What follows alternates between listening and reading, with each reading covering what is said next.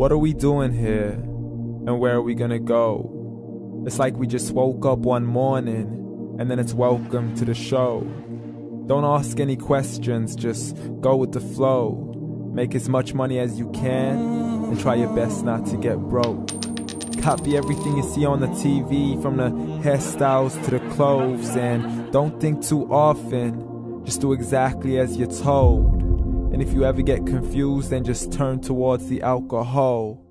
You'll still hear your thoughts, then just turn up the radio as you learn to live a lifestyle of drugs, sex, and rock and roll. But in all honesty, I just need to know, is there more to the cycle than growing and getting old? Living and dying just to leave behind a happy home and a whole lot of property that somebody else is going to own.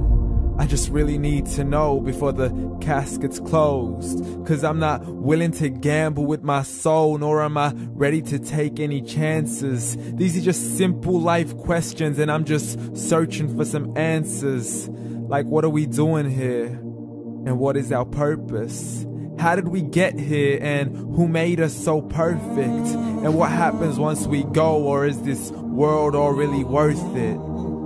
Questions we don't answer because apparently we don't really have to. There's no purpose to this life and our existence is merely natural. Then in that case, please let me ask you, did you create yourself, or was it somebody else who had fashioned you? 'Cause you're a being that's impeccable, faultless and unparalleled.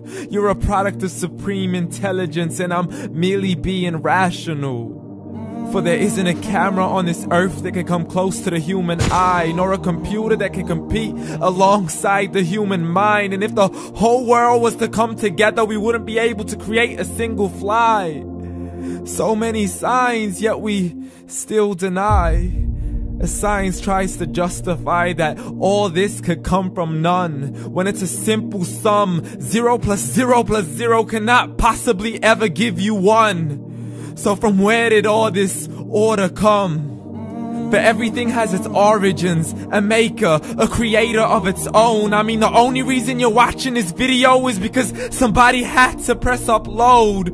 So we can believe in the Big Bang, but I'd rather believe in He who caused it to explode. Allah, the creator of everything along with every single soul. The ever-living, the master, the only one who is in control. Unlike his creation, beyond our imagination. And no, he's not a man, nor does he have any partners in association. He's on his own. And no, he did not ever leave us alone. Just like every manufacturer, he left us with an instruction manual. The Quran and Islam, and I'm sorry to jump to conclusions, but it's the only one possible. The only definition of God is the one and only supreme being. It's logical, a book with 0 contradictions, with miracles that are both scientific and historical, all revealed over 1400 years ago.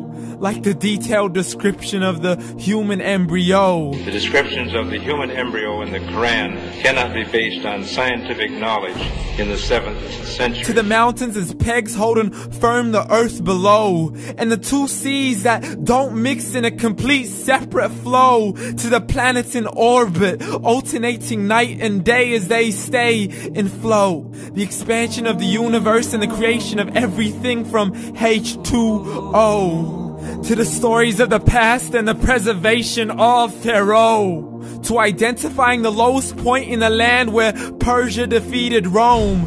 The gushing fluid that created man in the glands between the ribs and the backbone. And not a word has changed, it's still the same. So please explain how all this was known over 1400 years ago. To a man who couldn't read or write as he would recite whatever the angels spoke.